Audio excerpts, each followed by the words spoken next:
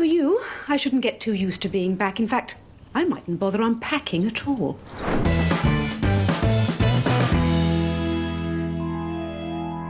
Welcome back to our epic Harry Potter feast. This is part 3 of our 4 parts. How are you feeling about this one, Mary? I was a bit hesitant coming in because I've never really liked 6 very much, and was 5 going to hold up? But I do think it's actually completely the other way around this time at Switch, which we will discuss when we get into the movies themselves. But I do feel like it's really up the ante now. The films were getting better. The acting was so much better for the kids. It did start to kind of lift in quality, and obviously the stakes are higher. Moving towards the end. But that also means we're getting very close to finishing our series. So just in case anyone's not listened to part 1 and part 2 yet, highly recommend that. Part 1, we looked at the process of adapting the books to the screen and our favourite deleted scenes, and last time, episode 2, we looked at the evolution of the franchise and our favourite music. We've learnt a lot along the way, especially about ourselves. So Mary really likes graveyards, and I think potions are a bit too witchy. And in this episode, we're going to be focusing on the casting, and we're also going to be picking our top 10 favourite characters at the end. So, yeah. So if we start by just rewinding, let's go back 20 years plus. Of the actors, I can only say I could never have dreamt the talent we'd have in these films. They've decided to make Harry Potter into a film, and they've got to look for the primary cast of children. Also knowing that there's going to be more books. Yes, that lots to come. If it is successful, they will be doing all of the books. You are hiring a kid for life. a decade, you really are putting everything on the line, picking that one kid. Yeah, the choices had to be perfect, didn't they? Yeah. And J.K. Rowling was very, I don't want to say she was very specific about what she wanted, but I think she knew in her head, obviously, who the characters were. One of the things she wanted was a purely British cast as well. Yeah. Not that it limited that, but that was another criteria. But it makes Harry Potter what it is. I think it was really great having David Heyman as the producer, because he loved the characters and he loved the books, and he was very true to them, especially in the casting. He wanted the films to be the books, and that really makes a difference. Yeah, we were talking as well as the previous episodes about how faithful they were trying to be throughout, and the books were always the basis of every decision that they made. Ron and Hermione seemed like a relatively straightforward casting process. There didn't seem to be any hitches with that, but they really struggled to find Harry, and they were 2 weeks away from filming, I think, and they still didn't have the title character cast. That's rather drastic if you're getting 2 weeks before filming. A bit close, isn't it? But there's so many different stories about how Daniel Radcliffe was actually cast. So much so that it almost seemed like it was destined to happen some way or another, because there were so many blockages, and his parents originally said no, and coincidences as well, like the producers would bump into him and his parents at the theatre and things like that. It does seem like the universe was trying to make Daniel Radcliffe Harry Potter, doesn't it? Yeah, I think he's immensely well cast. I mean, but you can't picture Harry Potter any other way now. Yeah. I think he had exactly what they said. It was what drew them to him. He has a look in his eyes. There's something deeper, wiser than a 10-year-old kid, And that was what was needed, because at the end of the day, Harry is in a way an old soul. Yeah. Not all kids have that, but Dan did. So, you know. It's a funny thing you just said about the image of the characters you have in your head. And I don't know if, you read a lot more than me, but I don't know whether you, going back to the books at any point, saw the actors in the characters. Oh God, yeah, absolutely. Now I do, yeah. But I don't remember ever thinking at the time, well, he just doesn't look the part at all. I don't remember thinking it didn't fit. I didn't have any problem with the casting at all, which goes to show how great it's been, I suppose. Yeah, and that's definitely what they did, wasn't it? They were never looking for actors. They were always looking for people who embodied the characters already, and they did a lot of public open casting calls for the younger characters. So a couple more examples were Fred and George, who skipped school famously to go and to go and audition, and Ivana Lynch, who played Luna Lovegood. Yeah, who was 15,000 people queued to try and get that part. And she got the role because she was Luna. I think she believed that she was her. Yeah. And that happened. And then another one, Jessie Cave, who played Lavender Brown, who was just brought in for a screen test with Rupert Grint and Nailed it. stole the show. Yeah. It's fascinating that they found so many people just from auditioning The Nation. Yeah.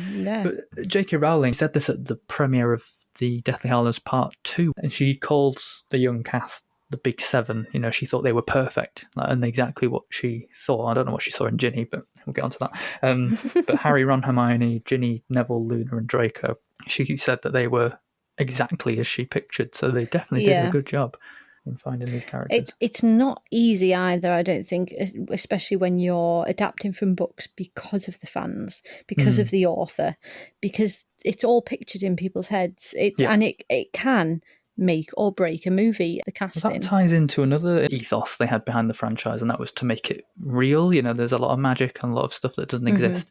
I think in a way it was important that they did find people who fit those roles, because we had to believe them. And then almost by consequence, the characters were, I'm not saying they're better in the films, but they were enhanced in a certain way. Like another dimension was added because there was a real layer added in. It wasn't just someone doing a imitation of a description on page. It was someone actually living it over a long period of time. I think as well, something you've got to think about as well is obviously most of the kids were all returning every year, but you had new people every year. You had Kenneth Branagh in the second one, and then obviously in the fifth one you've got Imelda Staunton coming in for Umbridge. And so people are coming in and out all the time, but the characters are all developed. They're so well developed. They need to be able to just jump in and live that character. Because the secondary characters, there's so many of them. There's so many of them all the way through. And the thing is, they knew the importance of that, and they were getting legendary actors, fantastic actors to come in and do these parts. Yeah, most of which, interestingly, were like hand-picked. They were always seemed to be the first choice of the directors. I remember Chris Columbus was saying that it was the first time ever he'd got all of his first choices, and that included Richard Harris and Maggie Smith and Robbie Coltrane, who J.K. Rowling apparently wrote. She wrote it with him in mind. Obviously, she didn't think it was going to be films, but yeah, it's just fascinating. It just goes to show how important the casting process is.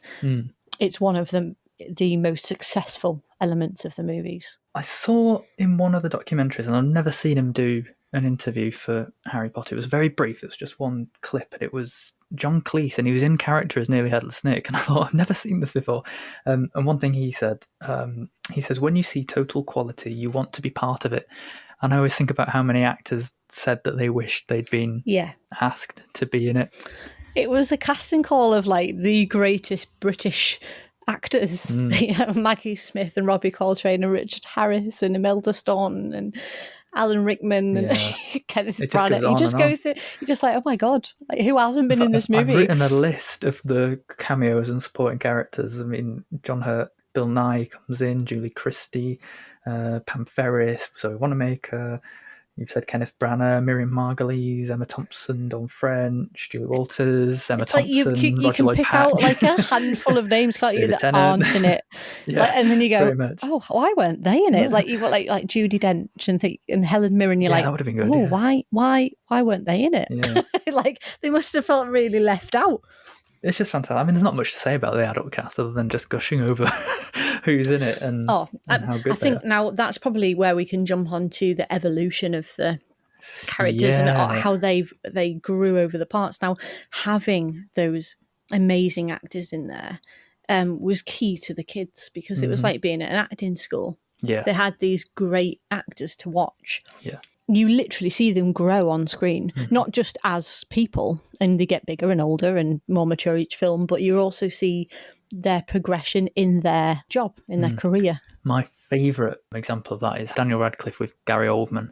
Yeah, because he idolised Gary Oldman, didn't he? He Yeah. just absolutely idolised him. And vice versa, I think, weirdly, where they saw something in each other. I like that. There's something I thought even from the very beginning, decisions that the characters were empowered to make about the characters that they were playing, to make them, to give them that extra dimension. And a lot of that is something like what they wear. I know McGonagall had the idea to put the feather in her hat. Yeah. And Helena Bonham Carter had the the decisions to make her look like a dishevelled former glam witch, and Trelawney's costume, and all I think sorts of that's things like key, isn't it? It's key to the acting profession, that they implement their own little touch to things. Yeah, you've got to literally get inside the shoes of someone else. Yeah, and especially with the kids, I think as well, they mentioned that as they got more confident, they felt able to make decisions about the characters. Well, they wouldn't say this or they wouldn't do this, or, and again, with the clothing, like when they came to the third film, he was very much, well, how would you wear this if you were at school? How would you wear a uniform? What would you do with it? Things like that. And you don't think about it as a separate element. You just see the film. But then when you actually break it down, it really makes a difference. There's a couple of examples of actors who came in to play parts that weren't necessarily human. So I know Robbie Coltrane said, well, not many people have played a giant. And just him describing how would Hagrid move, for fear of knocking things over and stuff like that. We're basically just describing what acting is, but it's fascinating to look at the specifics. And I like how they were allowed to improvise as well at times. So there's times where you see the three mains kind of break character in a way, but they've kept it in because it's them existing as real people. Yeah. And that's part of the evolution of them growing over time, because that they had that complete experience of Harry Potter together. The three leads that come in unknown, new to acting, and grew together. Yeah. So they had a very strong bond going through it, and that shows through because they were experiencing it, kind of like the kids were in the books.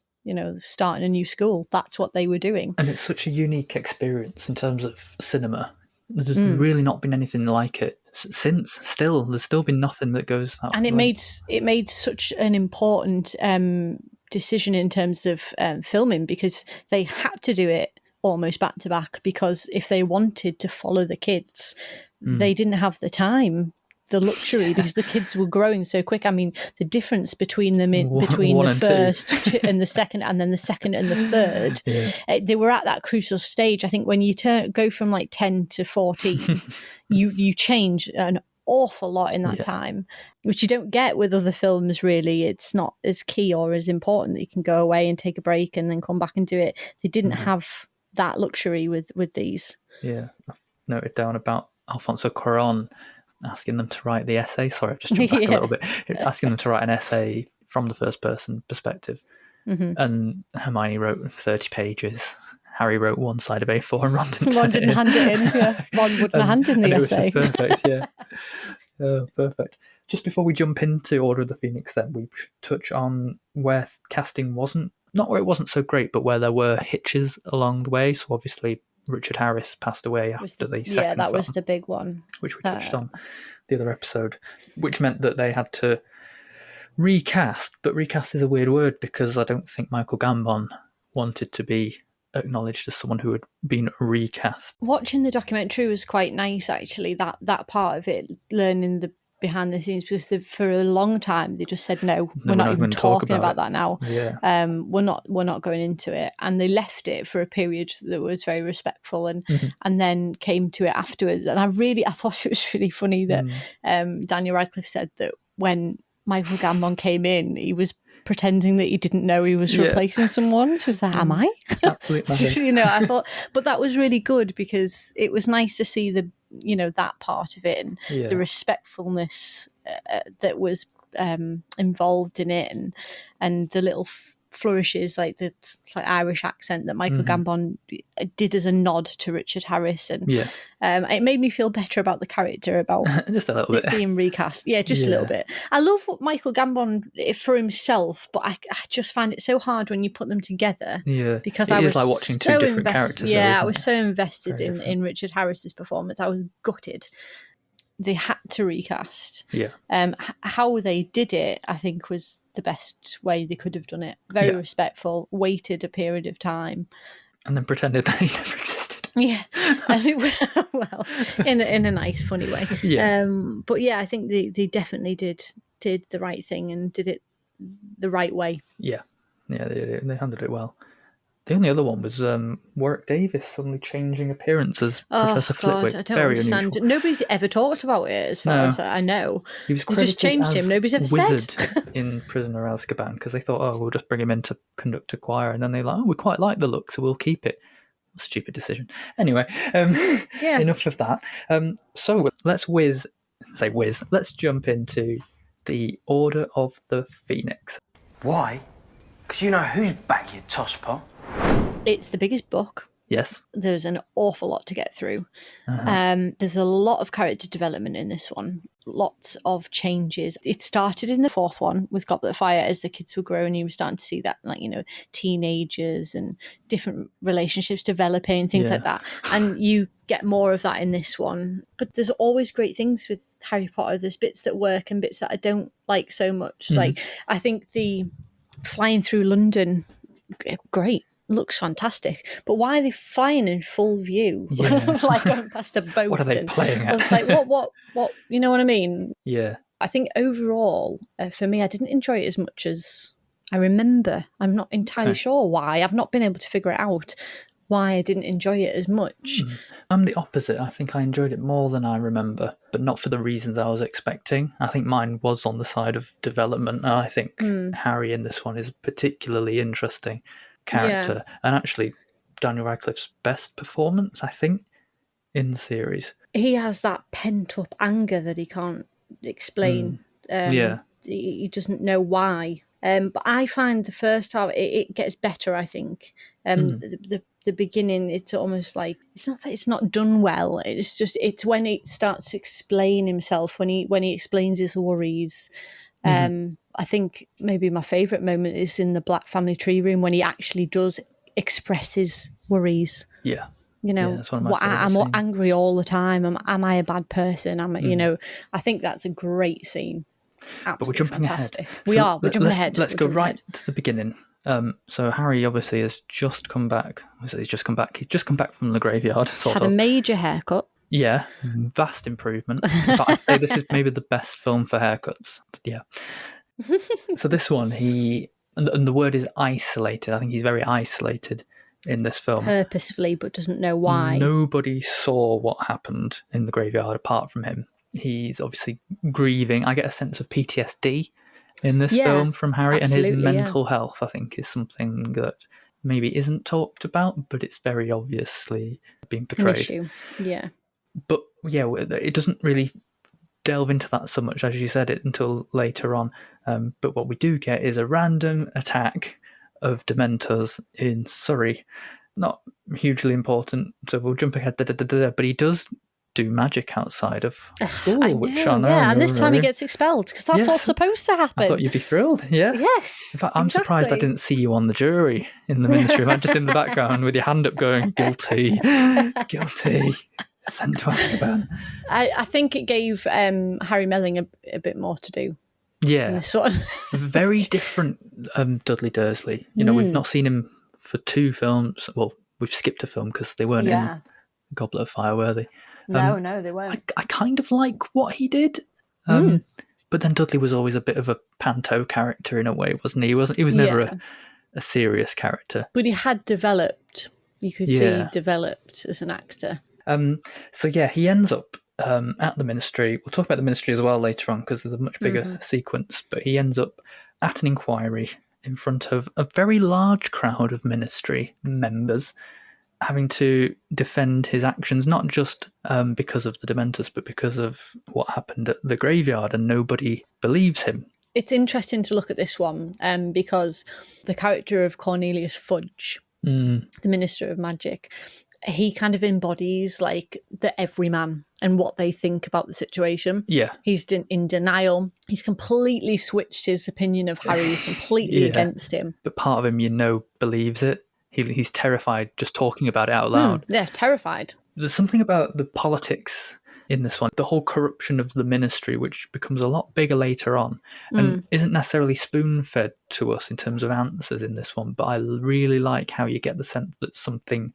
behind the scenes at the Ministry is causing this change, and there's some influence from Voldemort and the Death Eaters creeping in. These attempts to silence Harry and Dumbledore, who's the only person who's really sticking up for him I suppose on a similar note, the way this film brings in the wider world through the newspapers.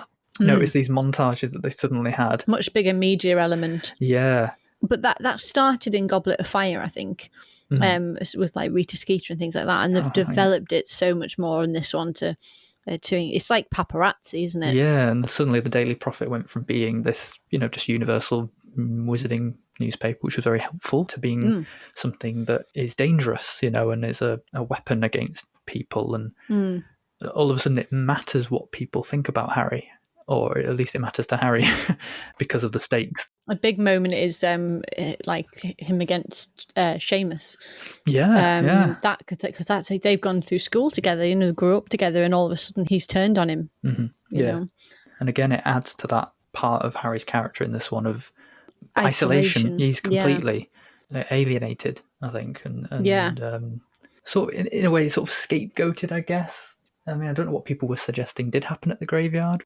Yeah, I like the bit where he says in the Defence Against the Dark Arts lesson that Cedric Diggory just dropped dead of his own accord, did he? Yeah, exactly. Yeah, no one's really offering any other scenarios or solutions. It is interesting what it does, definitely, because our media is like that. Our media is that if we don't know something completely and don't have the details, you just go off what you hear. Yeah, and it's very powerful, publishing immensely. Something, because you do take it as the truth a lot of the time, although we shouldn't. I know we're still just on the beginning, but I think that is something that I really, really liked about this one. Yeah. I love that extra layer. You mentioned it opening up to the wider world, and I think the Ministry set was absolutely incredibly done. It's huge. It's the biggest set they made, I think. Yeah. You could fit 55 double-decker buses in it, apparently. You see like the flu network being used, the fireplaces, everybody coming in. Again, it's like you're seeing how the adults live and how the world operates. We're used to seeing this tiny little world of like this section, which is Hogwarts.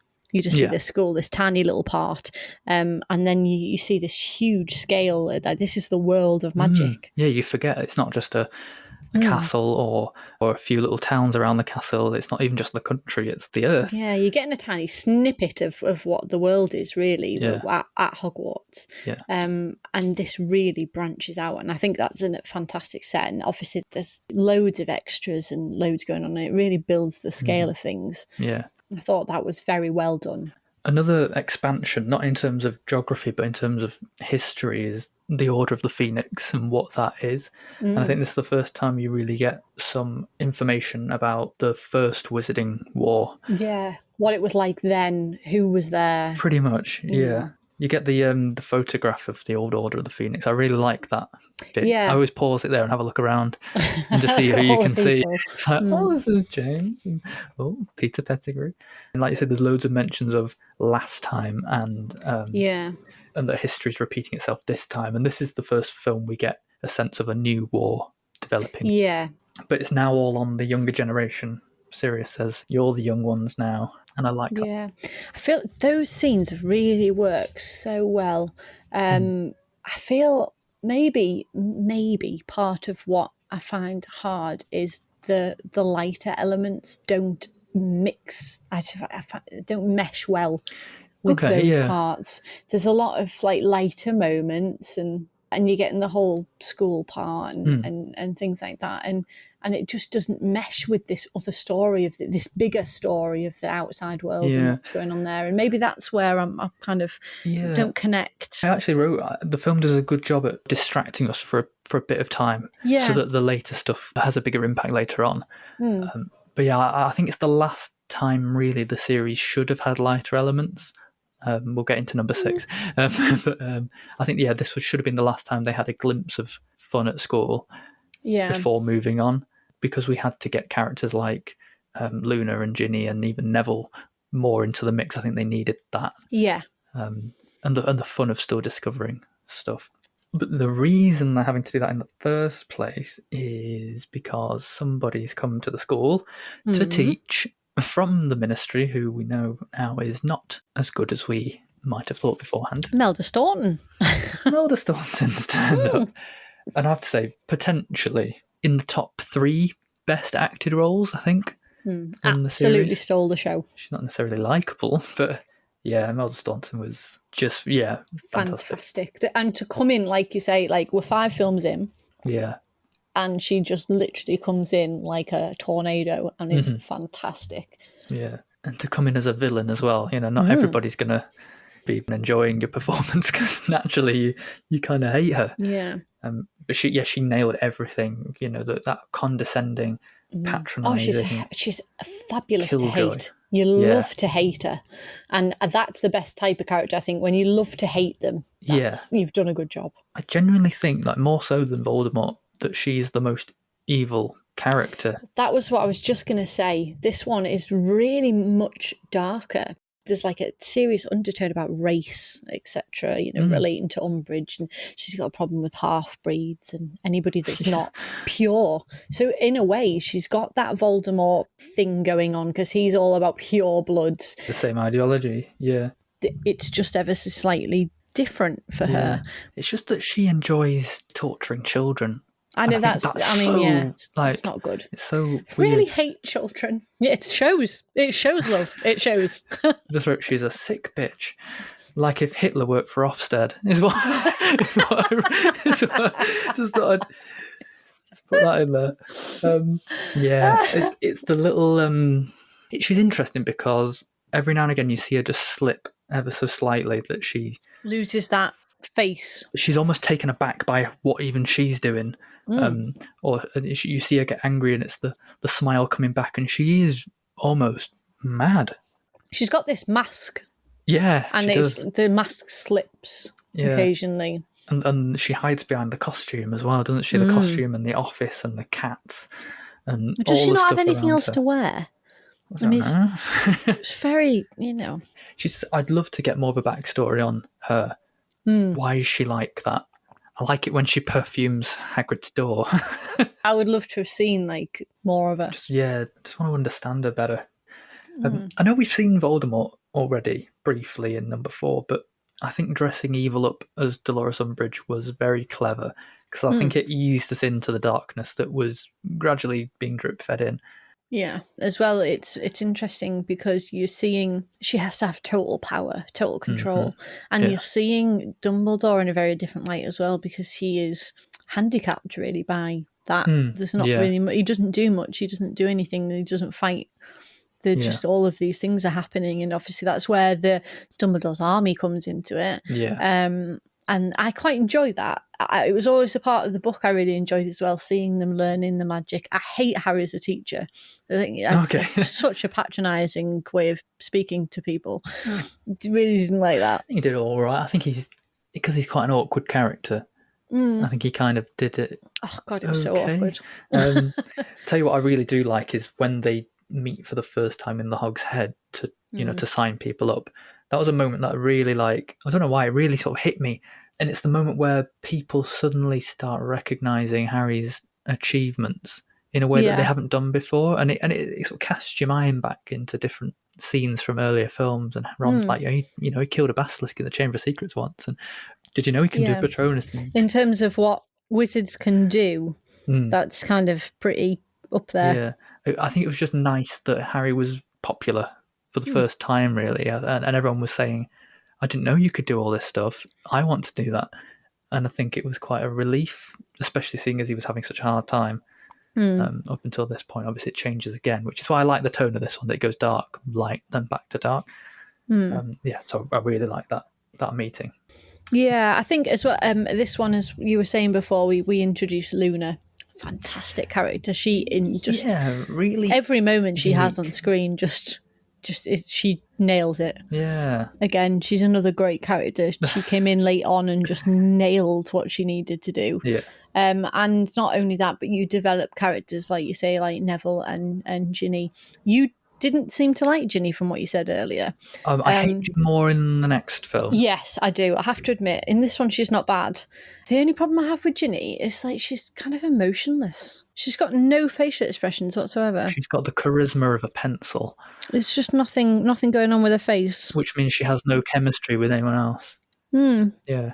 But I like what they did with the character in this one, like putting her up against her brothers and things like that. You know, that was good. Yeah, that all of worked those well. training montages were really fun. Even Ron versus Hermione. And, Yeah, I'll go things easy like on that. you. Yeah, okay. Yeah. Thanks, Ron. Yeah, just speaking on Luna, her connection with Harry is really interesting as well. Why they made good friends, especially in this film, and that's because they kind of understood each other, or they both experienced loss. They were both not particularly popular. They were outsiders. But she doesn't kind of see Harry as a friend. There was something she said. I think it's in the next one where she says kind of like a friend, and he goes, "I am your friend, Luna." You know. Yeah. Like she has a weird relationship with other people because she's treated very differently. Yeah, she sees past a lot of the superficial stuff and she looks a lot deeper. Yeah, sees another perspective on things. Yeah.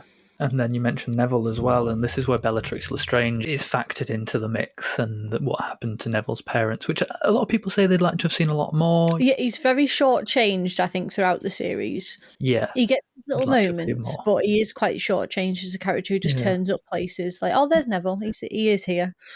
I think he has enough references in this to give him something to go off. You know, it's not much.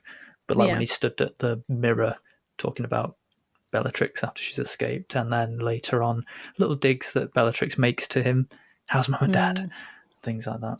Yeah, worth mentioning because we've not really talked about him yet. Skipping on to that then, so it's kind of a film of two parts. Yes. The first part is much bigger than the second, but you've got everything leading up to going to the ministry. School and all of that, and then it cuts and you're at the ministry and it's this whole of the ball game.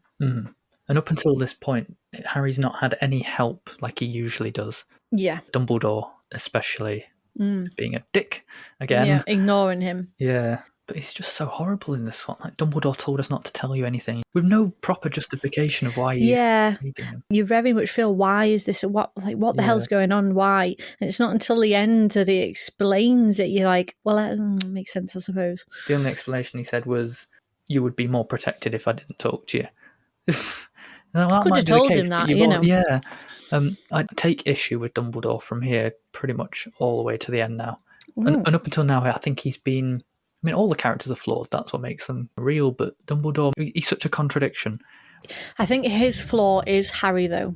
Harry is his flaw because he cares. He doesn't make the right decisions when it comes to Harry. But all the time.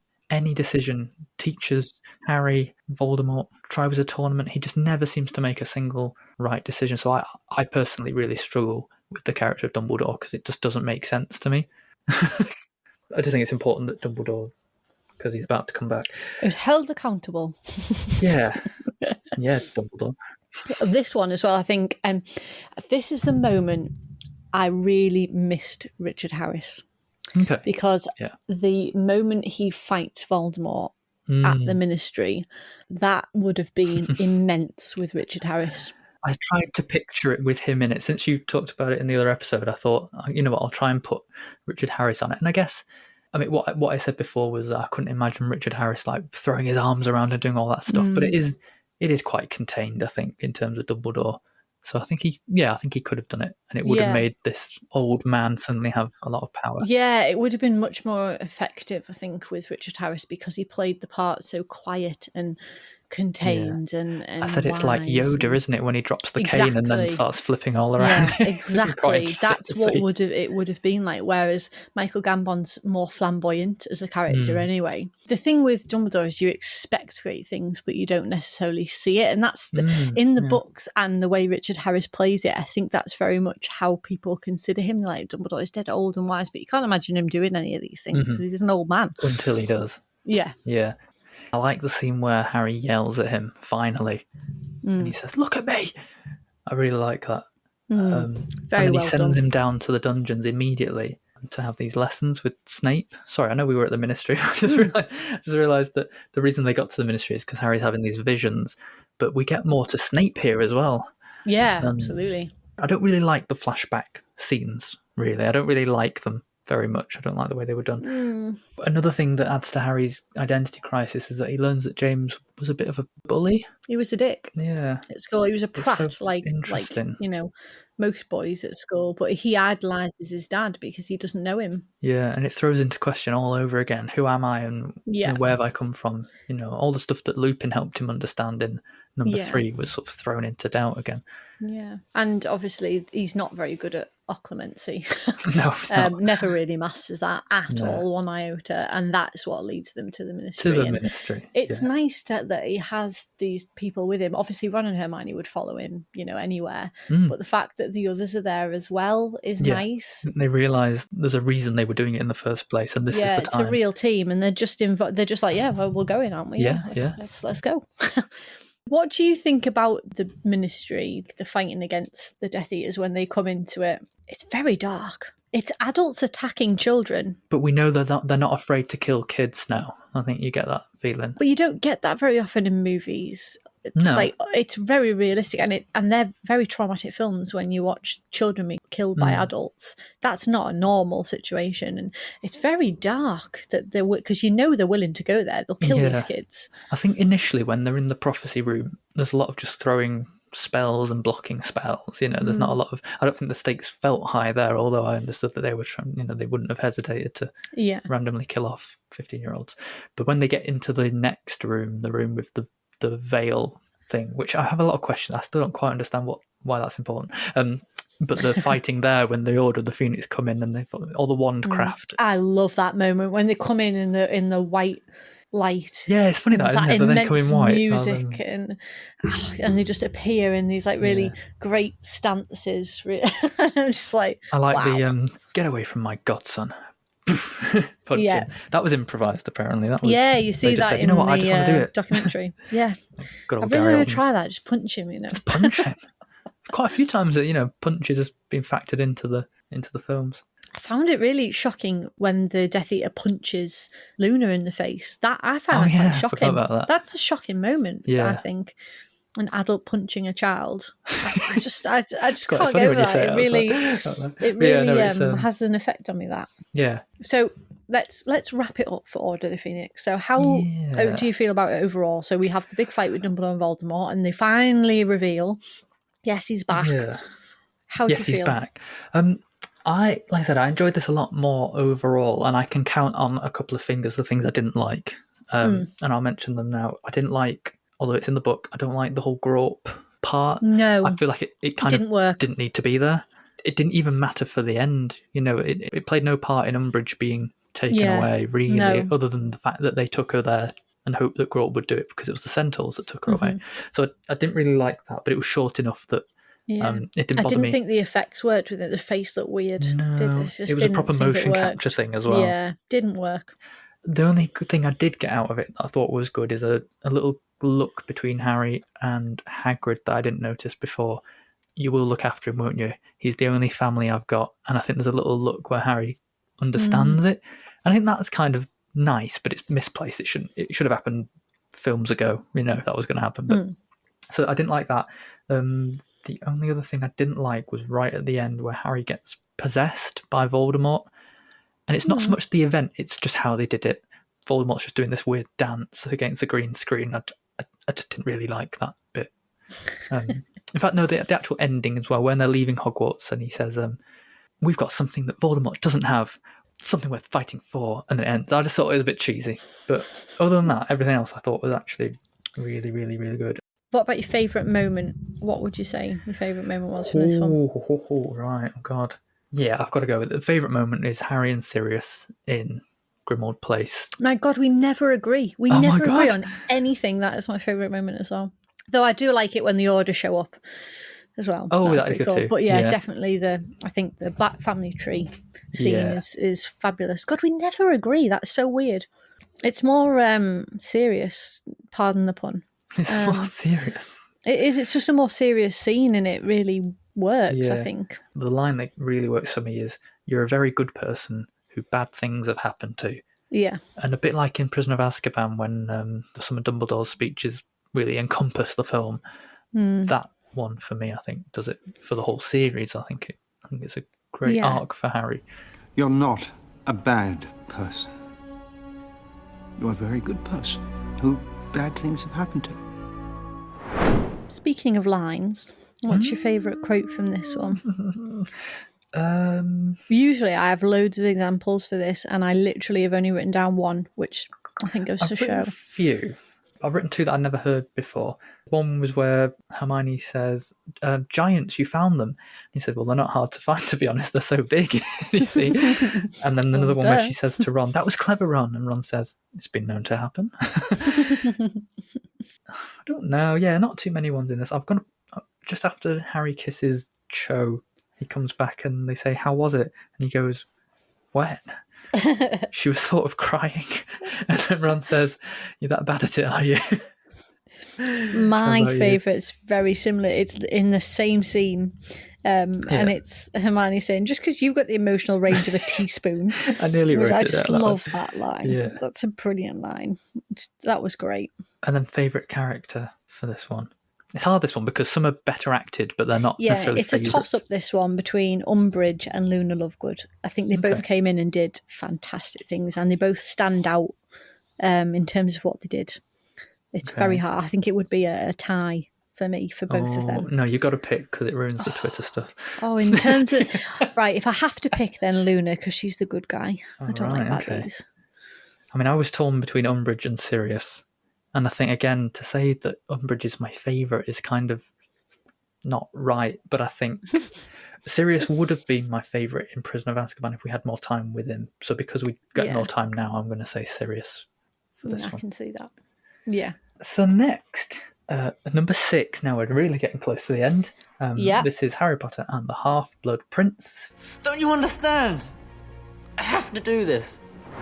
Okay, background for this one. So I have never really remembered this one. I always find it really 75% is forgettable as soon as you finish it. Yeah. Like, before I watch it, I'll think, oh, yeah, I didn't like that one. Half-Blood Prince, probably at the bottom of my list. Every time I've rewatched it, though, I think, that's much better than I remember it. Why do I feel that bad about it? What it is the film's not bad. The film's good, it's well made, it's entertaining.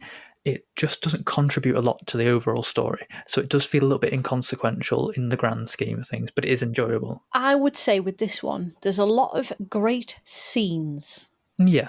Where you take them as their own thing. There's lots of great scenes in it, but then when you put it all together, it's...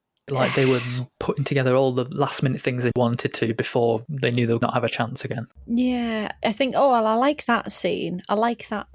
But then overall, it's just a bit...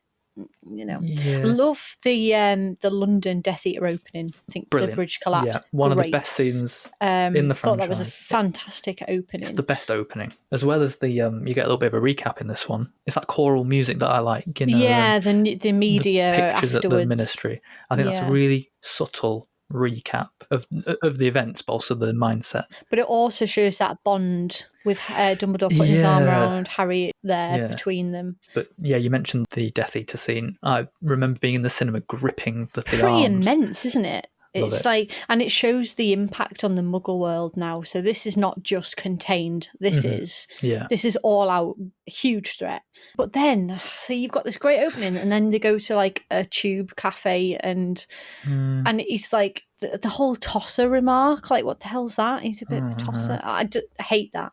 Why is it there? I just don't understand it. They were just trying to suddenly introduce all the flirting stuff and the romance stuff. It just felt really distracting from the actual topic at hand. Yeah, you get that opening, and then for me, the rest of the film's pretty low key until the end. And maybe that sums up the film for me. There's a great scene followed by something that just isn't needed or doesn't work. Then another great scene, and then it just goes along like that. Yeah, and nothing really matters. Like putting the room back together with Slughorn. That's a great scene. That's so effectively done. Nice. Really fantastic. That's great. But there's just great scenes that alone are really well done and entertaining. But then when you put it all together, I just don't know if it works. Overall thing. When you're actually watching it, it's fun. It's fun and it's enjoyable. It was the only one I've looked at the time, because nothing was linking It did make you think, right, what's the next bit? What's the next bit? Yeah, I What's the did next bit? look at the time towards the end.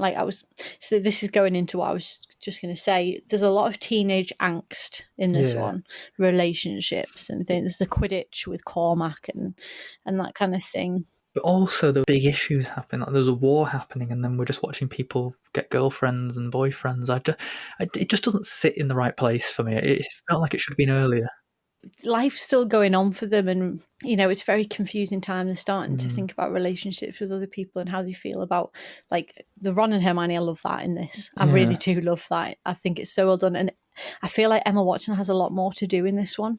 Mm-hmm. Yeah, she does. And developing her character, which I like. I really like that. But do you think all of this sidelines the actual Horcrux stuff and the Voldemort stuff? Do you not think that's kind of an afterthought? So I don't know, because I was looked at the time. So going after the Horcrux, that doesn't happen until just like the 2-hour mark. You've had a 2-hour movie. It was 1 hour 59 minutes when they went to that rock. Yeah, it is and a I was very, like, right, so very you've long got a whole time. film's worth of movie before you even get to that point. The other thing, it's called the Half-Blood Prince, and none of that plot really happens, or at least it does, and it doesn't feel like it really matters. Yeah, I did feel when Snape reveals it, I felt like it was such a brushed over moment, and it didn't feel big enough. Yeah, it didn't feel big enough. Just how I felt about the whole thing. Nothing felt like it had any consequence or any real effect on the overall story. I would disagree. I think the Dumbledore death. I think from the minute Draco gets in there, and I think that is Tom Felton's greatest moment in the entire franchise. It's the only time he's had to do something. I have to do this, otherwise he's going to kill me. I think he was brilliant in this film. He is a little boy who does not know how to get out of this adult situation he's in. He is just a kid. He's basically facing loss of innocence, isn't it? Although he wasn't technically very innocent, but up until now, everything was kind of bullying, harmless stuff. Yeah, he was this hard guy, always got his own way, had all this money, and then his family's in ruins, his father's imprisoned, he's been given this task to do, and he's just a kid. This is too much, and you see that. It's too much for a boy to deal with. He kind of breaks down a little bit like Harry did in the last one. I think there's a slight parallel between the two of them, the pressure on them, different kinds of pressure. I think he played it fantastically. Yeah. And I actually felt sorry for him. I think what he did with the character, he made you feel for him, even though you've hated him all this time. You feel sorry for him because at the end of the day, he's just a kid. Yeah. If we go back then to Horace Slughorn. Jim Broadbent, he's just great in everything he's ever been in. I really like Jim Broadbent, but there's something about him, because he's got a very distinct look and a very distinct voice. He's one of those actors where there's always going to be so many aspects of himself in the character, because you can't really get away from him. Well, he's always looked like an older gentleman, or he has it all the time I've been growing up. He always seemed like an older gentleman. Yeah. So he always plays an older gentleman. He's got quite a funny rubber face, hasn't he? So I think he was well cast in this. But in terms of his actual character, so here's some weird things. Initially I was thinking, well, I wonder why the Death Eaters are trying to recruit him. I thought that was odd, that he was running away from them, because he does seem a bit like a fool and yeah, okay, he knows potions. But he is actually extremely clever with potions. He's very good at what he does. But they don't go into that, really. No, he just said he was moving around. And then he said he was moving around sort of every week or so, but he was still sort of decorating every house that he was going to. So I thought that was a bit weird. But most weird, I think, is this idea of him collecting students. His favourites. And I just find it quite dark, really, isn't it? Not creepy, but just a little bit. It is. No, it is a little bit creepy, weird. I think. But then at the same time, let's say he's not one of your favourites. Look what happened with Ron. I mean, it is funny for a lot of it. He doesn't remember Ron's name. Good to see you, Wallenby. And things like that. Yeah. But then there's a bit where Ron is dying on his office floor and he just sits and watches. Yeah, he just doesn't do anything. He didn't know what to do. I think he's a really problematic character because he, like you say, he's very clever. He's a good teacher. He's a nice man. But there's something about him. He's a little bit broken. There were dark moments in him, and it did concern me a little bit. But Slughorn's a Slytherin. So, yeah, he doesn't feel like one, though. He's the least Slytherin-like character I've ever come across. it's the exclusivity of him having a club. I think that's what it is. He's so warm and open to everybody, but he's a little bit, and this is a really bad comparison, but he's a little bit like Umbridge in the sense that you like him, but you don't like him. Different balance of it, but yeah, another character you'd want to get a bit more backstory on and just understand why they are the way they are. Yeah. So yeah. You do get some good scenes in Potions, though, I think for the first time, actually. Bit comedy. I mean, the whole thing's a bit of a comedy film, isn't it? A comedy rom-com thing. But the brewing sequence is quite nice. What do you think about Harry's Felix scene? God. I always thought it was that's funny. weird. And I remember us laughing in the cinema. And it is funny. But he plays it like a drunk person. I call it the weird walk potion because he just thought, I don't get it. Yeah. You're meant to have luck, not suddenly be half drunk on drugs. And there's some, that sequence, although I understand, he's going to go and get the stuff from Slughorn, but then he decides to go to Hagrid's instead because he has a good feeling. And I'm like, okay, I can just about buy that. And then he bumps into Slughorn and I'm like, okay, I can just about buy that. And then... by all means, come along, sir. Yeah.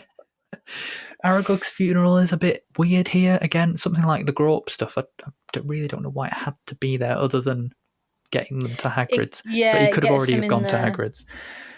So the sequence as a whole, I think if you isolate it, it's quite funny and it has a purpose in the story, but it could have been done a little bit differently. I think it works in the book, doesn't it? Because you've got information in between those parts. It's not just these isolated scenes like it is in the film. They had to pick scenes, not put every scene together like it is in the book. It is a bit bitty. I do think, let's jump ahead, once we get to searching for the Horcrux, and we're out in the real world. In the field. Yes, on a mission. In the field, yes, absolutely. I do think that's well done. It feels dark, and you get a side of Dumbledore that you would never think you'd see. His bit is vulnerable. interesting with the drinking of the... I don't even know what it's called, just the potion... Yeah. Water. He's made completely vulnerable. Yeah. I'll slip it in here because I didn't know where to say it. There were some scenes in the film, and I don't want to be that guy who says, the editing was weird, but the editing was a little bit weird in this film, just in places, like lots of jump cuts and stuff. And I think I understood what effect they were going for, but they didn't need to because the actors were doing that. They were already having that effect. But in the scene in the cave and the, kill me and all that, and Harry sort of going back and forth from the... I think it would have been better if they let it play out in real time. Yeah. For us to really feel the anguish of that happening. But it was very cutty and jumpy and a bit like they were... Not that it was rushed, because it did take... quite a big chunk of time. They were 2 hours, 10 minutes into the film by this point, so it was a little bit rushed. But again, it's that priorities thing. They spent so much time with, other romances, not really a lot of time. And then at the very end of the film, again, sorry, jumping ahead, the lockets are fake. That's it. I just thought, okay, I know it's in the story, but it did just make me think, well, that was a waste of time. I kind of get why they didn't spend a lot of time on it now, because it doesn't amount to much other than Dumbledore dying, and I think that's the only thing people really remember this film for. Is that the one where Dumbledore dies? Yeah. Yeah, and it's the same with the book, I suppose, as well. That's the one where Dumbledore dies. It's Dumbledore's death. It says so much. There's something in the way he says please to Snape. Yeah. You know it means please do this. It's not please there, don't do this. Yeah. What we now know about the franchise, you don't know it the first time you see it. It's a shame really that the final books had been out, I think, just by the time this film came out, because otherwise we would have all been questioning that, because he was dying anyway, wasn't he, with his... Yeah, exactly. I didn't like his CGI hand. Sorry, I'm just putting that out there. I don't think I didn't look very good. I get that. And then I think Snape's look after he does it. Yeah.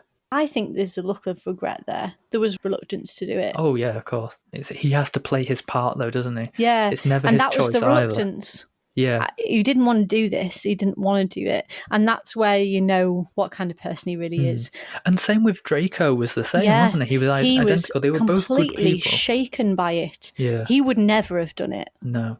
Like Harry and all the students, he might say, all of these things in the past about Dumbledore and the school and all that, but at the end of the day, he's like all the students sees Dumbledore as this great figure deep down. Yeah, I think so. He was only ever echoing his dad when he said mean things about anybody, Yeah, really. when he sees him fall off that tower, there's this just It's a look great of shot. like, oh my God.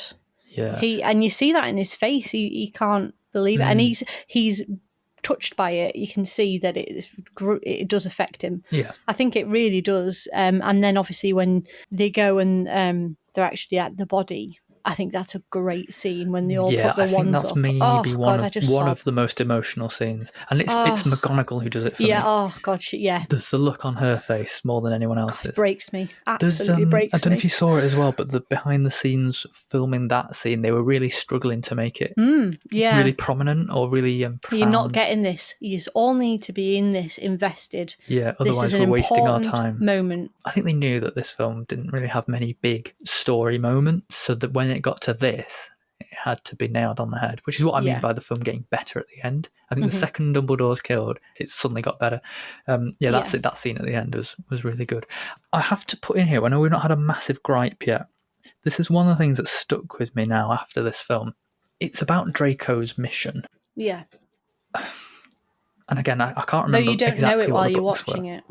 No, you don't, which I like. I like that you get a slow drip feed of information, and you always see him in scenes. He's always isolated and in the background of scenes. But it's not so much that; it's the stuff with the vanishing cabinets.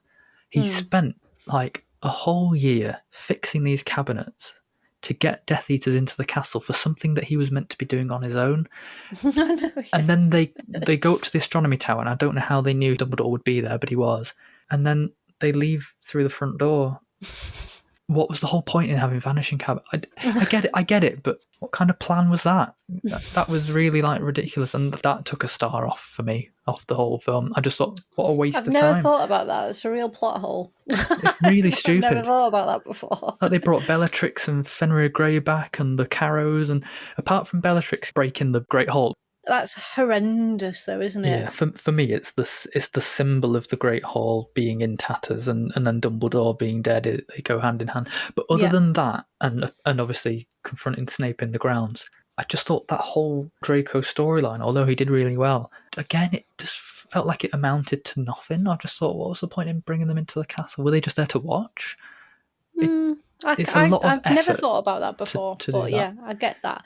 I think if I'm looking at the film as a whole, I did really actually enjoy it. I really enjoyed it. They're all enjoyable. They're all good films. I finished the film and I thought, well, I laughed a lot more. It's a funny film. In that one. There were moments that really made me laugh, and I was really enjoying watching it. And then obviously the moment at the end just breaks me. Oh, I just sobbed. And then we don't have to worry about Dumbledore being a dick anymore. He's gone. I did write here, I thought that the romances and the comedy were potentially a distraction from the fact that they knew there wasn't a lot of plot happening. Maybe. Do you know what I mean? No. I'm going to jump into quotes here because it really did make me laugh. There are a lot of moments in this. Yeah. I love McGonagall when she says, "Potter, take Weasley with you. He looks far too happy." Which I thought was brilliant. And then Slughorn in the Three Broomsticks. All hands on deck, Granger. That was great. Hermione gets drunk because she's let on that she fancies Ron. I know, butterbeer. Is it actually got alcohol? There's no beer in it now. Yeah, it's really otherwise weird. you wouldn't be letting kids have it, would you? It's just like a sugar rush. Yeah. And then McGonagall again, actually, I've got another one. Why is it whenever something happens, it's always you three? Yeah, I love that. And Hermione put in, excuse me, I have to go vomit. So I like that bit as well. And in the hospital wing when she says, "He's been poisoned, you daft bimbo." Just thought it was brilliant as well. You know what's really funny is you've named all ones that I didn't write, so that's testament to how many quotes there are. Oh well, there you go. And then my last one, it's not fun. It's not a funny one, but so much really. But I just like when they're apparating out of Hogwarts, and Dumbledore's like, "Well, being me has its privileges." Yeah, which I like that line. Good old contradiction, Dumbledore. Yeah, I think there's a lot of moments. Yeah, all the ones I wrote. There's quite a few.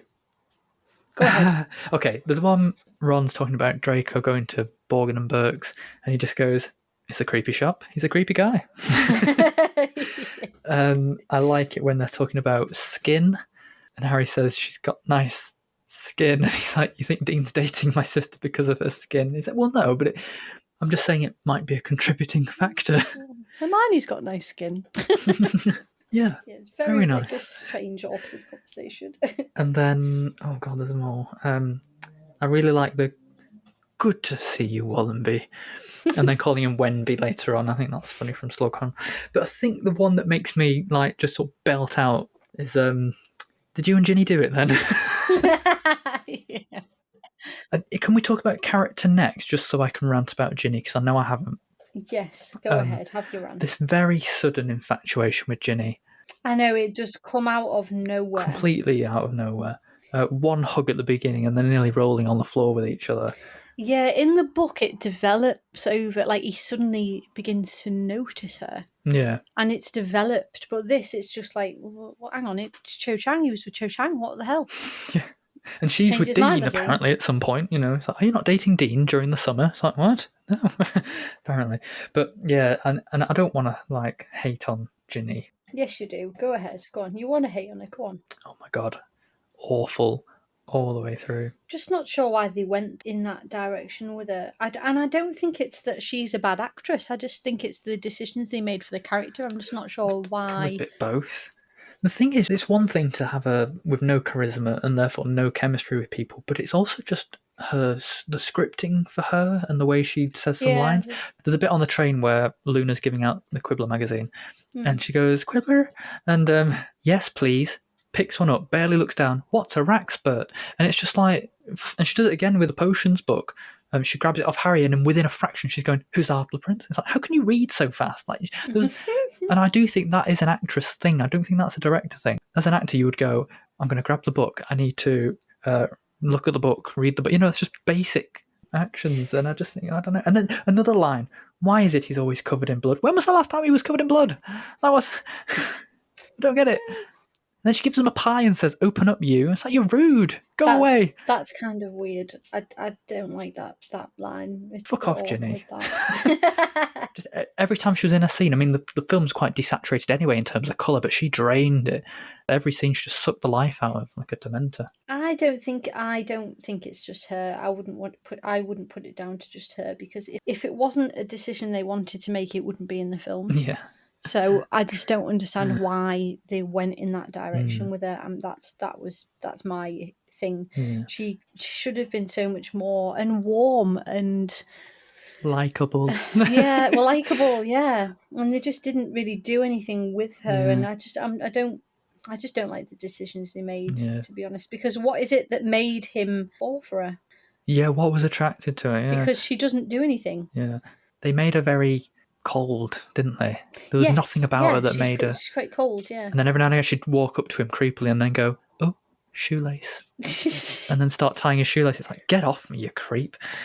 Oh, anyway, so back to characters. I didn't write many choices here. I just realised I've left it blank. Speaks volumes then. Go ahead. I wrote McGonagall because all of a sudden she's kind of quite fun. You know, she has a good arc in the films. But I think weirdly, and I'm not saying she's the best character, but I think she really did break through in this. And sometimes in a room full of very highly acclaimed actors is Lavender Brown. Yeah, she was very good. She did a lot. She kind of came in and just grabbed it by the reins and did what she wanted to do. Even if it is a bit silly. Yeah, but she made an impact. Completely owned it. So who is your favourite then? My favourite is Hermione Granger. I love what she got to do in this one. Yeah, her emotional maturity in this one is good. Yeah, she really got a chance to shine in this one. And she had moments of her own rather than just, being there and witnessing things, which I liked. Yeah. And I do love that whole Ron Hermione thing going on when she gets to sit with him in the hospital wing. And I love all that. I'm totally invested in them. Something that they added to the book. I don't remember it being that prominent in the books, but because they knew what was going to happen and where they needed to get it to, I think they did some good things in the film with that. Yeah. No, so it's definitely Hermione for me. And then, favourite moment? Again, I agree with you. There's lots of good moments. Yeah. Just randomly put in the film, that's all. I think for me, it would either have to be the hospital wing with Ron and Hermione, because I do love that. that's good. Being poisoned, you daft bimbo. I just love that line. And then on the complete other end of the spectrum, I just think it's very heartfelt and personal to the rest, because there's so much dark stuff in there. It's, I think, just perfectly done. Oh, to be young and to feel love's king's sting. Yeah. It's a lovely scene. I like the liquid look brewing scene, but again, edited a bit weird. Comedy's a bit too on the nose, Hermione's hair getting more frizzy and stuff. I thought it was a bit not very realistic, but I really like the Death Eater attack scene. I think as a scene it's just perfectly well done. They haven't done anything to that scale, I don't think, really before. No. But I'm gonna have to go with when they're on the train back home for Christmas and Lavender's doing the window, fogging up the glass, but it's not her and it's not Ron. It's Harry fiddling with the armrest while it's all going on. He's just like, I've got nowhere else to look. So he just sort of reaches out and starts just fiddling with the seat to say, what's this? I've just remembered another moment that it might top Hospital Wing, actually. Oh, it's the moment where just after Lavender Brown and Ron get together and Hermione's practicing her birds and she's so upset. And she asks Harry, "Is that how it how it feels? I know how you feel about Ginny. I've seen how you look at her."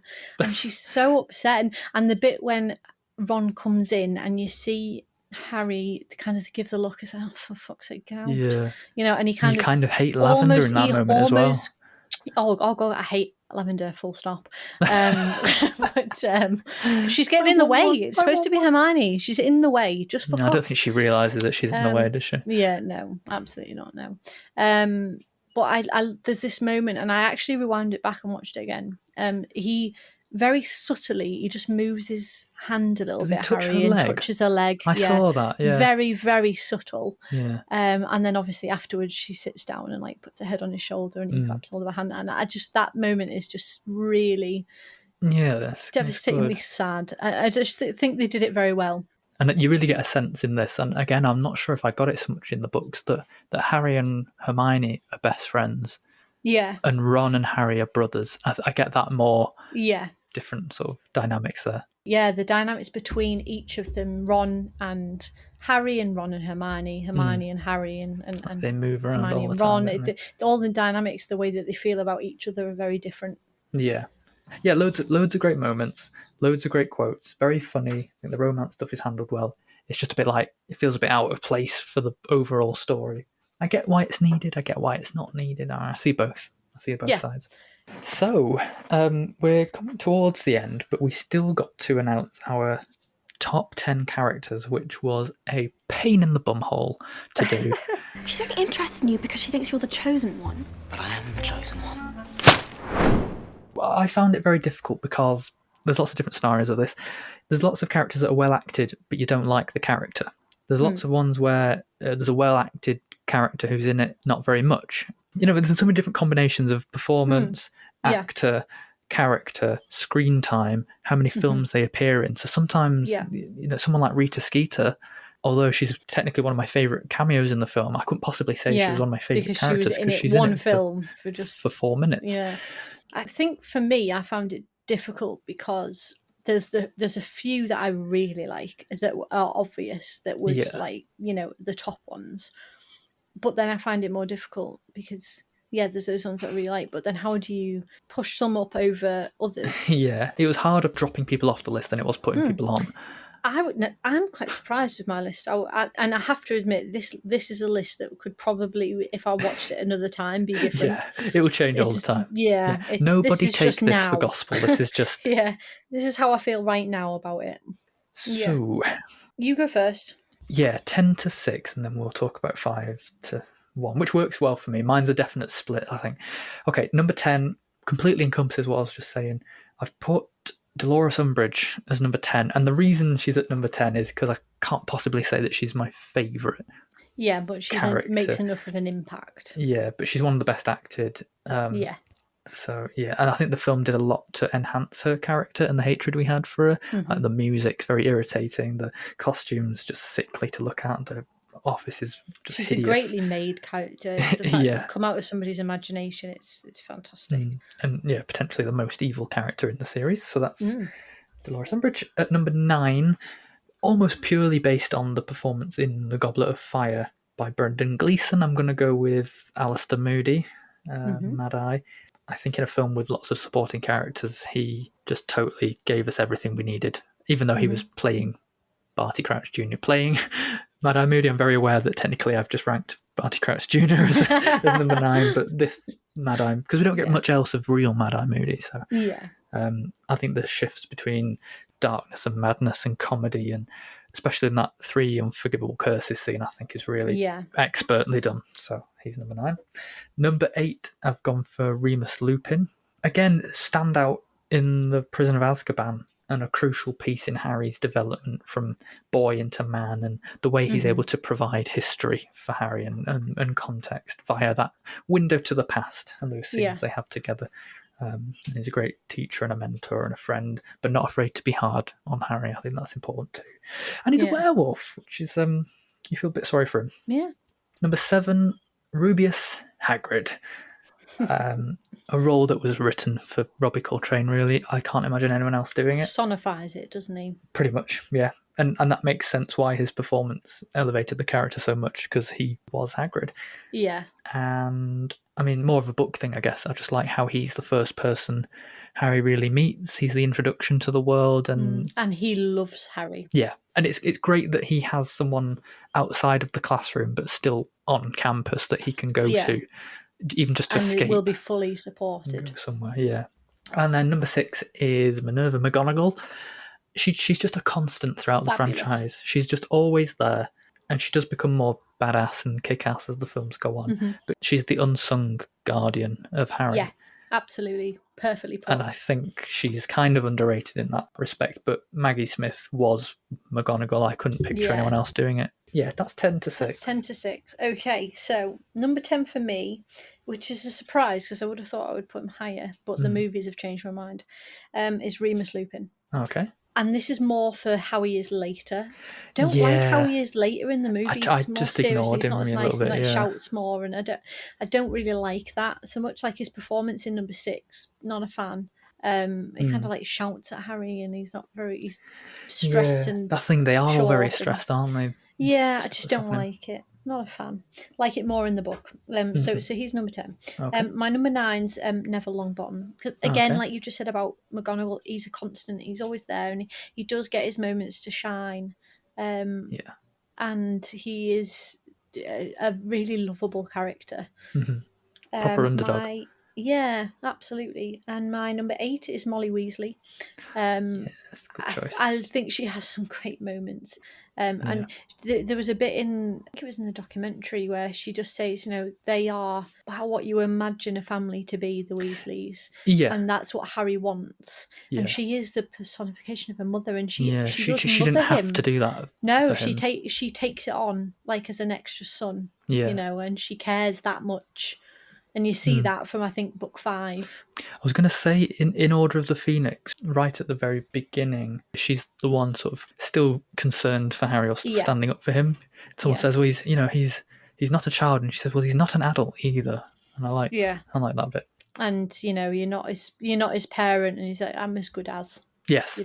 Really enjoyed her this time around. Yeah. Number 7 for me is Hagrid. Mm-hmm. Again, yes, I know. So, again, for all the same reasons, he just personifies a character, and I love the accent that they used.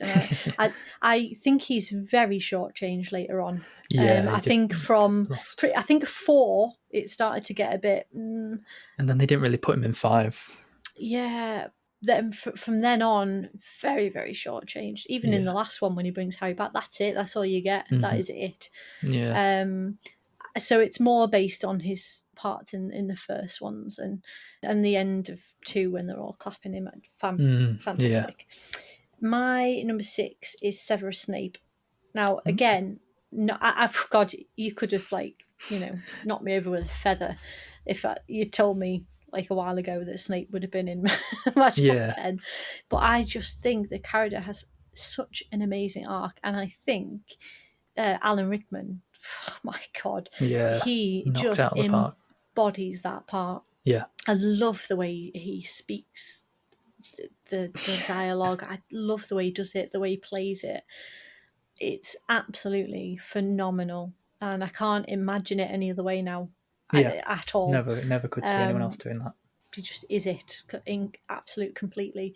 Yeah. And I love the arc that you get to see those little moments. We mentioned it in a third one where he stands in front of the kids Yeah, when the werewolf is attacking, and there are little moments of redemption that you see. They're very subtle, but you can pick them out if you're looking. Yeah. And I do think it's fantastic, and obviously we can't talk about it yet, but the last one, he did, like you say, knocked out the park. Yeah. So yeah, that's my number 6. Okay. Number 5. This is interesting, really. I mean, I nearly didn't put any of the main 3 cast/characters in the top 10 list. And I don't really know why. I think it's because you're just so used to them and you spend so much time with them that you just forget that they're characters. I don't know. You're going to be surprised at my list then. Are they all in there? No. Oh, okay. None of them. Okay, so what I've done is I've been fair to them, and I put my 5, 4, and 3 together. So I put at number 5, and this is very interesting. I put Ron. Everyone loves Ron, and I think if you say that you don't, you're probably lying. And again, he's the comic relief, the constant comic relief in the films, and a sidekick to Harry. And who doesn't love a sidekick? I think the reason he's not higher on my list is because what you see is really just what you get. He's kind of just as is on the tin. There's not necessarily a lot of deeper complexities really that were explored in the film. Yeah. And the times that you do get that, I think it's often to his detriment and not really adding to his character. He is quite a shallow character, like just for instance, like when lots of like stressful things happen and he's just eating, Yeah. He's not like got lots going on under the surface, not really. No, he lost a lot of points for Goblet of Fire. I really hate him in Goblet of Fire. Just everything about him, I don't think he's got any redeeming quality. Really, he going just on come there. back to him eventually. Yeah, and then he has another wobble in Deathly Hallows Part 1, so he's not really in that one very much. And That's not his fault though, that's the necklace. Well, yeah, and he's not really involved in the time turner stuff in number 3. He missed out on quite a lot of stuff, so he ended up going a little bit further down. But yeah, like I said earlier, he's like a brother to Harry, which is why I think they have more fights, whereas Hermione's more of a friend and they stay together. Number 4, I've put Harry, and again, really weird. I would never put these 3 in a top 10 list, but I think I kind of, without them, there's no story. And this is Harry's story, so although I wouldn't say he's a standout favourite, I think the amount you care about the character probably goes unrecognised because he's always there. And when you do see him from orphaned baby to man who walks to his own death to save his world, I think that's a really, really, really interesting character arc over a long period of time. I feel a bit bad now. Harry didn't make my list. Harry Potter films and he didn't make my list. I think because of the acting early on. Yeah, no, I don't like the acting. There's a lot of changes, and I mentioned before we started recording the angry, open mouth, loud breathing that he does sometimes. I don't think they're the best actors in the world. That'd be a lie. I think number 5 was the peak for Daniel Radcliffe, and I think 7 and 8 are probably equally good in different ways. Yeah, I've done a you here. You've got to have him because his name's in the title. And I haven't. Yeah. Number 3, Shock. again, I shocked myself here. I've put Hermione Granger as number 3. Although I think she's probably the easiest of the characters to act, I think Emma Watson really understood the brief and she did the research and she put the work in. Is the most consistent. I think she very much is her in a way. Pretty much, yeah. In terms of quality and performance and development, the other two kind of had little wobbles. I think Hermione and Emma Watson kind of Always just got knows it all who the way she through. is. Although she can be annoying, although sometimes she's yeah. the deus ex machina because she just knows stuff. And she can be a bit sort of pissy or snappy or bossy. Preachy. Preachy sometimes, yeah. I've realised she's the best friend and the constant. I think in Goblet of Fire especially, she stood out as being the one that stood by Harry all the way. Yeah. So, yeah. And I think she's got more moments that are surprising, where she punches Draco, when she comes down the stairs for the Yule Ball, where she breaks the rules for Dumbledore's army, where she erases her parents' memory. I think she's got such a meaty role. in the film. So yeah, sorry, I've gone to 3, so feel free to come and meet me. Yeah. Okay. So my number 5 is Sirius Black, and it has an awful lot to do with Gary Oldman, because he just, a bit like the way Dan Radcliffe feels about him, you kind of really are in awe of him as a character, and he is going to be there no matter what. And the fact that he then dies is a huge moment, and it's that got spoiled for me. I hadn't finished the book, and by the time I heard about that, Sirius dies. it was horrendous. But he's such a father figure. He just takes on the role without thought. He's always there for Harry. Yeah, completely unconditionally, and I love seeing that. He plays that really well. Yeah. My number 4 is Minerva McGonagall, because again, like you said, you really put it there. She is the guardian. Yeah. She has his best interests at heart always.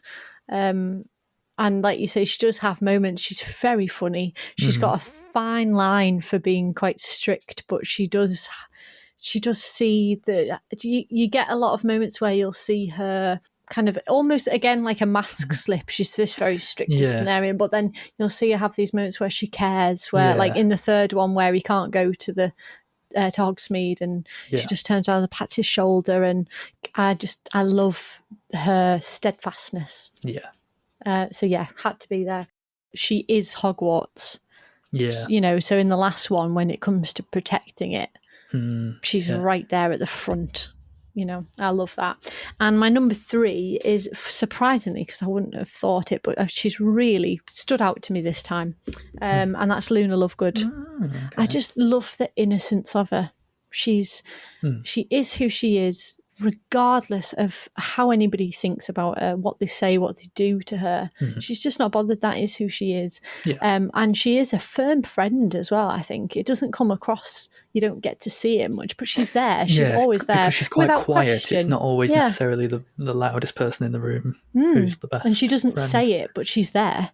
Yeah. She's right there. She was in there the for fight. Harry when nobody else was as well. And she didn't want praise for it. She didn't want recognition for doing that. She just saw it as it was, And I love the way Evanna Lynch plays her, the voice, and it's just she's such an oddity. But there's something about someone who is odd, but owns it.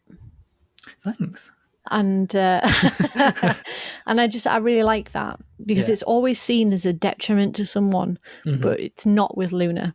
Right. Yeah, that makes sense. And I like that. Yeah. She's not on my list, but I do see your points. Number 2 for me is Sirius Black. I feel like because we don't necessarily get to see Gary Oldman play a lot of good guys, he's very good at playing baddies. But when he does, he's phenomenal. And I think Sirius Black is a role that lets us see both sides in one, and a very quick transformation between escaped mass murderer to being the person who cares most about Harry in the world. Yeah. And I think, it just played to Gary Oldman's strengths, really. I think he becomes that outside support more so than Hagrid does, and more so than Dumbledore does for a time in the series. Yeah, and you get the feeling that he genuinely cares, because Harry's an extension of his relationship with James. So and exactly what you said, Gary Oldman playing that part just adds so much to it and to those intimate scenes. He's a fantastic actor. It all comes back down to the casting. It's just superbly done. They picked the right legend here for this person. Couldn't imagine someone else doing it now, even though he's not got that much time in the on screen in the films. I think really what he did have, he grabbed it. So Sirius for me, number 2. My number 2 is Albus Dumbledore. I know you don't like Dumbledore, but I love the character, and it comes back to not just the films but the books as well. He is that character. He's wise and he's calm, and he's always there, and he's that person. Is he? He's that person for Harry that is. He's a protection, even though, like we said before, and I truly stand by it, I think Harry is his flaw. It's because he cares so much that he makes the mistakes he makes. because he wants to do the best for him Mm-hmm. and isn't always able to do that. And that in itself is lovely, that he has that feeling for Harry, and Harry doesn't always know it. And it's not until the end that you realise how much he cares, when he looks back and he looks at the pensieve and he finds out about Snape and things, that he's known all of this time what's had to be done, and it's killed him to do it. Yeah. And I just love the way that the character is. I pretty much everything about him. I think it's a greatly written character. I just can't see past those flaws. It's hard for me to see that he cares for Harry when his actions almost speak the opposite, even if he tries to justify it later. You know, other characters wouldn't have done the things he did, like in number 5, just completely ignoring him for a year. I feel like I should make sure I'm always good to you, Matt, because I feel like you would be very unforgiving. Not tie my shoelaces. Unforgiving if I didn't do anything and try to explain it later. Yeah. You wouldn't forgive me. You know, you'll have your face on a dartboard. So what's interesting is all the reasons you just said you like Dumbledore, I'm now going to use for Snape, and I actually didn't write them down. So number 1 is Severus Snape, because the revelation that you get from him and all the reasons that you realise later on that he cares, and that justifies how he's acted or not acted up until this point, make a lot more sense to me than Dumbledore randomly being a dick. So the fact that Snape, the whole character in general, was the big reveal. It was the big secret. Oh, yeah. And the big twist. I think that's probably the right word. He's the most complex character as well, because at the end of the day, he does hate Harry because he hated James, but he also can't not have feelings for him because of the way he felt about Lily. Yeah. That is such a complex thing, that he wants to hate him. Yeah. And he does in a way, but in another way he doesn't, and he can't. Yeah. It definitely adds a much more interesting conflict. And I think similar to Sirius, in terms of seeing a character that's bad but good under the surface, or vice versa, whichever way around. Yeah. Snape is great because all the way through he pretty much was just an archetype of villainous, until you get to that moment in Order of the Phoenix where you get a glimpse that and it's amazing how after 5 films your opinion can change, and then what you think you've known about him all along is wrong. And the way it plays out in the books and in the films, I think, is perfect. It's the one that only backstory bits they didn't mess up. And Alan Rickman on top of that, it sounds bad saying he didn't have a lot to do, but because the character was so archetypal for most of it, but there was so much going on under the surface that we know he knew from J.K. Rowling at the beginning. So that ending and that emotional change, he didn't suddenly just start playing a really nice character at the end. He was still Snape, but with just a billion more layers that were always there that we just never saw. And I think, the writing of that character was great. Phenomenal twist. Yeah, I can totally see that. Number 1 for me is Hermione Granger. Rita Skeeter. So thanks for listening. So for me, I think the reason Hermione is number 1 for me is it comes from growing up reading the books, because I related so much to Hermione's character. She's a girl who is, I'm not saying I'm very intelligent, because I'm not, but she's a girl who likes to voice her opinion because she believes she has one. Right. And she loves books, and that was me. And I can't help but voice my opinion, unfortunately. And she is a great friend, and like you said, she is the best friend. She's the support all the way through. And I just related so much to her as a character. She was an embodiment of kind of what I would imagine part of me would be. And that's the best thing, isn't it, when you can identify with a character? Oh yeah, absolutely. I think that's the most powerful thing you can and that's why she'll always be number 1 on my list, because there's parts of her that I see in me. So she completes me. So I've always felt very close to that character. I wouldn't say I identified with any of them. I can't think of anybody now. I don't think, in terms of the way she's portrayed in the film, I don't always like her, the way she's portrayed, but I think as it goes on, she gets better. For every character though, can't you? There's always parts of every character that you don't like. Even Hagrid, there's times where you think, God, Hagrid, be better. But that's what makes everyone so real, is that nobody's fully good or fully and, bad or and perfect. Hermione is a real character in a way that some of the others aren't, because she's Muggle born. She's got that link to our world. She understands what like she knows what dentists are. Yeah. And, all these things. She has that link to us. Yeah, Yeah, no, I think she's a very good love her character. Yeah, and it sounds like J.K. Rowling really liked her, and Steve Kloves really enjoyed writing her for the film. So yeah, she's very high up in mine as well. Mm-hmm. There you go. I think those are two very good lists. Similar but different. Yeah. Merlin's beard. She's perfect. And that's it. That's that is that. episode 3.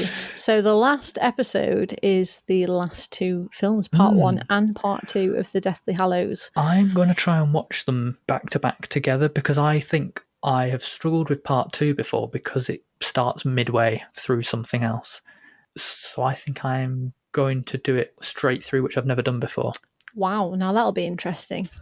And to finish, we'll be looking at the legacy of Harry Potter overall. What's happened in terms of merchandise and spin-offs and extra books, what Harry and Potter is stage now. plays, and the universality of Harry Potter and what an institution it's become. And to finish is the ultimate Harry Potter series quiz. Now we've been watching the films and making questions as we go. Mine are very hard questions. Great. It's got to be quick fire. No time to think. If you don't know it, you don't know it. It's tough titties. So, Oh, God help me. yeah. So if you really like to quiz, defo tune into part 4. I think it's going to be exciting, this next one, because the stakes are so high. Yeah. We'll also announce our final rankings of the films as well, because I know we've done a lot of chopping and changing. Mine's going to be a very different list than the last time I ranked them. Well, Deathly Hallows Part 1 was always my favourite, so I'm very interested to see if it stays that way now, because otherwise I've just been lying to people for years. We'll see. So, where can they find us? there we go. You can find us on our website, which is cinechat.co.uk/podcast, or across social media, search for CineChat Podcast, especially on Twitter, very active there nowadays, and Instagram. Or you can email us at, forgot. podcast@cinechat.co.uk. Indeed you can. Still waiting. So, that is it. That's number 3. We'll be back in about 2 weeks. And we will. We'll bring this bad boy to an end. So, it's bye from me. And it's bye from me.